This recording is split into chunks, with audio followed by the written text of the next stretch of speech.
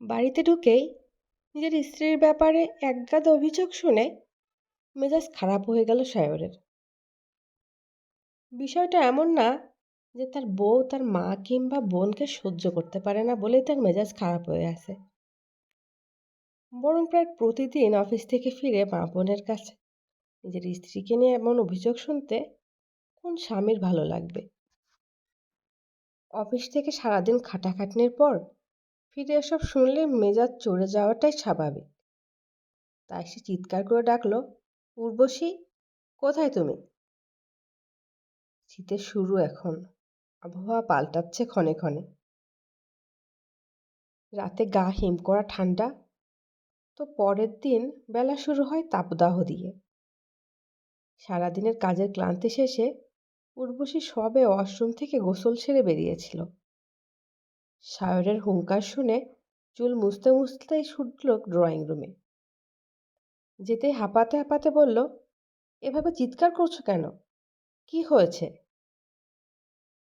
তুমি মা আর সামিহাকে কি বলেছ? মায়ের মুখে মুখে তর্ক করেছ? অবাক হয়ে তাকালো উর্বশী। কিছু বলতে যাবে তার আগেই সামিহা বলল, ভাইয়া, তোর বউ কি কোনোদিনও স্বীকার করবে সে কি করেছে? অপরাধী কি নিজের মুখে অপরাধ স্বীকার করে? তোর সামনে সাধু সাজতে হবে না? ধমকে উঠল সায়র। বলল, আমার বউ মায়ের সাথে অভদ্রতা করেছে মানলাম, কিন্তু তুই ভাবির সাথে কি করছিস? সম্পর্কে হোক বা বয়সে, সব দিক থেকে উর্বশী তোর চেয়ে বড়। কিভাবে কথা বলতে হয় শিখিসনি? সামিহার চোখে পানি টলমল করে উঠল। বাবা মারা যাবার পর বড় ভাইয়ের কাছেই সবসময় সকল আবদারের আহ্লাদ করেছে। সে এভাবে ধমক দিলে চোখে পানি আসা স্বাভাবিক। সামিয়াকে এমন বলায় তেতে উঠলেন সায়রের মা। তিনি তেজ নিয়ে বললেন, একটা পরের মেয়ের জন্য তুই নিজের বোনকে ধমক দিচ্ছিস? ও তো মায়ের হয়েই কথা বলছে, অন্তত তোর মতো পরের মেয়ের জন্য টানছে না। শোনো মা, ও পরের মেয়ে না, ও আমার স্ত্রী, আমার অর্ধাঙ্গিনী, আর এই বাড়ির বউ, তোমার বড় বৌমা, সামিহার ভাবি। এই বাড়িতে ওর অধিকার আছে ততটুকু, যতটুকু অধিকার আছে আমার। আর তাছাড়া প্রতিদিন তোমার অভিযোগ আমি শুনি, আর আজ ওর মুখ থেকে সবটা শুনতে চাচ্ছি। না হয় অবিচার করা হয়ে যায়। তার মানে আমার কথা তুই বিশ্বাস করিস না? অবশ্যই করি, কিন্তু সব সময় তো সব কিছু হাতের নাগালে থাকে না। এমন হতে পারে উর্বশী ভুল কিছু বলেনি, কিন্তু তোমার বিষয়টা পছন্দ হয়নি বলে তুমি ক্ষেপে আছো। হতে পারে না? চুপ করে রইলেন সায়রের মা। সায়র বলল, উর্বশী, তুমি কি মায়ের সাথে তর্ক করেছ? মা সকালে বলেছিলেন, বাবার বাড়ি থেকে তো একটা কালো সুতা পর্যন্ত আনতে পারোনি। আমার এমন সোনার টুকরো ছেলেকে এমন ফকিন্নি মেয়ে গলা ঝুলিয়ে দিয়েছে। সেই মেয়ে আবার নবাবজাদির মতো পড়ে পড়ে ঘুমোচ্ছে। কাজকর্ম কে করবে? মা, আজ আমার শরীরটা ভালো লাগছে না, তাই উঠতে পারিনি সকালে। আর আপনি সব সময় আমার বাবার বাড়ির মানুষকে নিয়ে কথা বলেন, এটা একদম ঠিক না মা। আমাকে যা বলার বলুন, আমার বাবাকে নিয়ে কিছু বলবেন না। বর্তমানে উর্বশীর কথা শুনে সায়র বলল, মা, আমার যা আছে আল্লাহ আমাকে যা দিয়েছেন আলহামদুলিল্লাহ। তোমার কি কোনো কিছুর কমতি রেখেছি আমি? তাহলে কেন তোমার উর্বশীর বাবার বাড়ির জিনিসের প্রয়োজন? এবার পুরোপুরি কেঁদে ফেললেন সায়রের মা। বললেন, তোকে আমি পেটে ধরেছিলাম? আল্লাহ এমন দিন কেন আমার দেখতে হলো? তোর বউ বানিয়ে বানিয়ে বলছে আর তুইও সেসব বিশ্বাস করলি? এবার উর্বশী মুখ খুলল। প্রতিদিন একই নাটক দেখতে দেখতে সে বিরক্ত। ঝাঁজের সাথে বলল, বাজে কথা বলবেন না মা। কোনটা বানিয়ে বলেছি আমি? আপনিই বলুন তো। আপনি আর সামিহা আমাকে উঠতে বসতে বাবার বাড়ির কথা শোনান না। আমি দেখে হজম করে পড়ে আছি, আমার বাবা মায়ের সম্মানের কথা ভেবে। না হয় প্রতিদিন যে মানসিক অত্যাচার আপনারা করেন মা মেয়ে মিলে, এতদিনে আমার চলে যাওয়া উচিত ছিল। উর্বশীর কথায় স্তব্ধ হয়ে গেল প্রতিটা মানুষ।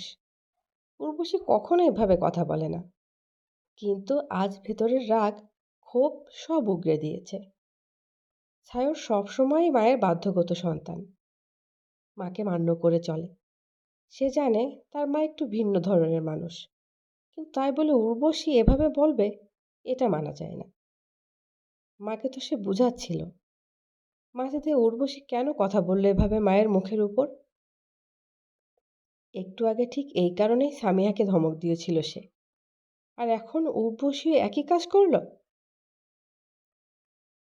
রাগ সামলাতে না পেরে উঠে গিয়ে চড় মারল উর্বশীর গালে। একটা মানুষের ধৈর্যের সীমা আছে। আজ বিয়ে হয়েছে 1 বছর হতে চলল। প্রথম 3-4 মাস ঠিক থাকলেও এরপর থেকে শুরু হয় অভিযোগ। এটা সত্যি, উর্বশী প্রথম প্রথম অভিযোগ করলেও সায়র যখন বলতো মানিয়ে নাও, তারপর থেকে আর অভিযোগ করেনি। কিন্তু সায়রের মা আর বোন থামেনি। এতদিনের ধৈর্যের সীমা আজ পুরোপুরি অতিক্রম করে গেছে। চড় মেরেই হন হন করে ঘর থেকে চলে গেল সায়র, আর একটা কথাও বাড়ায়নি এ বিষয়ে। রাতের খাবার শেষে সব গুছিয়ে ঘরে এলো উর্বশী। সায়র তখন বিছানায় আধশোয়া হয়ে ফোন টিপছিল। উর্বশী তার সামনে দাঁড়িয়ে বলল, তোমার সাথে আমার কিছু কথা ছিল। ফোন বন্ধ করে পাশে রাখলো সায়র। তারপর উর্বশীকে টেনে পাশে বসিয়ে উর্বশীর কোলে মাথা রেখে পেটে মুখ গুজে দিল। ঠান্ডা স্বরে বলল, আমি জানি আমার উপর তোমার অভিমান হয়েছে। আজ রাগের বশে তোমাকে চড় মেরেছি, যেটা আমার ঠিক হয়নি। তার জন্য আমি সরি। আমি জানি তোমার প্রতি মায়ের ব্যবহার, তো কি করব তুমি বলো? মায়ের বয়স হয়েছে, আগে এমন ছিলেন না। বাবা মারা গেছেন আমি তখন কলেজে। তখন থেকে আমাদের 2 ভাই বোনকে নিজে হাতে মানুষ করেছেন। এখন তাকে তো আর বের করে দিতে পারবো না। একটু মানিয়ে নাও তুমি। আর আমি সরি, আর কখনো এমন হবে না। উর্বশী যেটা বলতে এসেছিল সেটা বলতে পারছে না। সায়রের কথা শুনে বলতে আসা কথাগুলো গলায় আটকে যাচ্ছে বারবার। কিন্তু এভাবে আর কতদিন? লম্বা একটা দম নিল উর্বশী। তারপর স্পষ্ট গলায় বলল, এভাবে চলে না সায়র। আমি তোমায় গত 7-8 মাস ধরে কিচ্ছু জানাইনি, কারণ তুমি আমাকে বলেছিলে মানিয়ে নিতে, আর আমি সেটা চেষ্টাও করেছি। তুমি সারাদিন ক্লান্ত থাকো, আর তোমার মা বোনদের তুমি তাদের ভীষণ ভালোবাসো। এই কারণে কখনো তাদের নিয়ে আমি তোমার কাছে অভিযোগ করিনি। কিন্তু তারা প্রতিনিয়ত আমাকে নিয়ে অভিযোগ করে গেছে। তোমার মা বোনের মন জুগিয়ে চলতে চেয়ে আমার নিজের সকল শখ আহ্লাদ আমি বিসর্জন দিয়েছি। তবুও দিন শেষে তোমার হাতে আমাকে চড় খেতে হয়েছে। আজকে নিয়ে 5বার তুমি আমাকে এভাবে চড় মারলে, যেখানে আমার কোনো দোষ নেই। আমার সামিহার এগুলো কোনোদিনও থামবে না। আর এভাবে একটা সংসার করা সম্ভব না। আমিও মানুষ, আমারও ইচ্ছা করে শ্বশুরবাড়ির মানুষগুলো থেকে আদর স্নেহ পেতে। সারাদিনে সকলের মন জুগিয়ে চলার চেষ্টা করেও যখন ফলাফল শূন্য, তখন আর সেই চেষ্টা না করাই ভালো। এভাবে চলা যায় না। তুমি তোমার এই পিছুটান যতদিন ছাড়তে না পারবে, ততদিন এই পরিবার আমার কোনো সম্মান আসবে না। আমাকে অসম্মান করুক, আমার সমস্যা নেই, কিন্তু আমার বাবা আর মাকে অসম্মান করাটা আমার পক্ষে সহ্য করা সম্ভব না। তোমার কাছে যেমন তোমার মা সব, তেমনি আমার কাছেও আমার বাবা মা সব। তুমি যদি দুদিক সুন্দর মতো সামলাতে পারো তাহলে করো, না হয় আমার পক্ষে এভাবে দিনের পর দিন অপমানিত হয়ে এই সংসার করা অসম্ভব। এতক্ষণ উর্বশীর কথাগুলো শুনল সায়র। উর্বশী ভুল কিছু বলেনি, কিন্তু সে কি করবে? মাথা তুলে খাটে বসল সায়র। তারপর উর্বশীর হাত ধরে বলল, তাহলে এখন আমার কি করণীয়? মাকে বৃদ্ধাশ্রমে রেখে আসবো? উর্বশী বলল, আমরা আলাদা বাসা নিয়ে থাকি। তুমি এখানে সার্ভেন্ট রেখে দাও, আর এই ফ্ল্যাটে মা আর সামিয়া থাকুক। সায়র বলল, অসম্ভব। আমার মা ছোট থেকে আমাকে অনেক কষ্টে লালন পালন করেছে। সে মাকে এভাবে আমি একা রাখতে পারবো না। আমার মা বাবাও আমাকে কষ্ট করে লালন পালন করেছে সায়র। আমিও তাদের অপমান সহ্য করে এখানে থাকতে পারবো না। আমার বাবার হয়তো দামি গয়না ফার্নিচার দেওয়ার সামর্থ্য নেই, কিন্তু উনি ওনার সর্বোচ্চটা আমাকে দিয়েছেন। সেটার অবমূল্যায়ন আমি করতে পারবো না। আর কিছু বলল না সায়র। অনেকক্ষণ পর নীরবতা ভেঙে উর্বশী বলল, আই থিঙ্ক আমাদের আলাদা হয়ে যাওয়া উচিত। চমকে উঠল সায়র। উর্বশীর বাহু ধরে ঝাঁকিয়ে বলল, কি যা তা বলছো? পাগল হয়ে গেছো তুমি? এই সামান্য কারণে ডিভোর্স দেবে আমাকে? এটা সামান্য কারণ না সায়র। তোমার মা আর বোনকে তুমি অনেক ভালোবাসো, তাই আমি তাদেরকে তোমার দৃষ্টিতে কখনো খারাপ করতে চাইনি। কিন্তু আজ বলতে বাধ্য হচ্ছে, এমনও দিন গেছে আমি অসুস্থ থাকায় সকালে উঠতে পারিনি। সেজন্য আমাকে উনি সারাদিন খেতে দেননি। ঘরের সব কাজ আমাকে দিয়ে করিয়েছিলেন। তোমার বোন আমার নামে মিথ্যে কথা বলে আমাকে মার খাইয়েছে। আমার বাবাকে ফোন করে আমার নামে মিথ্যা অভিযোগ দিয়ে যাচ্ছে তাই বলে অপমান করেছে তোমার মা। এগুলো তোমার কাছে সামান্য কারণ সায়র? আমি কোনোদিনও কিচ্ছু বলিনি, কারণ আমি চেয়েছিলাম টিকিয়ে রাখতে সংসারটা। কিন্তু দিন দিন এসব বেড়ে চলেছে। এভাবে সম্ভব না সায়র। আমি মনে করি আমাদের আলাদা হয়ে যাওয়াটাই ঠিক হবে। তোমার মাকে বলো, তোমাকে যেন আরেকটা বড় ঘরের মেয়ে দেখে বিয়ে দেন, যে তোমাকে সোনার গয়না ফার্নিচার টাকা পয়সা এসব দিতে পারবে। উর্বশীর কথা শুনে স্তব্ধ হয়ে রইল সায়র। এতটা জঘন্য আচরণ করেছে উর্বশীর সাথে তার মা বোন, ঠিক মেনে নিতে পারল না সে। উর্বশী যে মিথ্যা বলছে না, সেটা তার মুখে স্পষ্ট দেখতে পাচ্ছে সায়র। কোনো মেয়েই চায় না সংসার ভেঙে ডিভোর্সি হতে। আর সেখানে যদি মেয়েটা হয় নিম্ন মধ্যবিত্ত পরিবারের, তাহলে তো কথাই নেই। যেহেতু উর্বশী ডিভোর্সের চিন্তা করে ফেলেছে, সেহেতু বিষয়টা গুরুতর।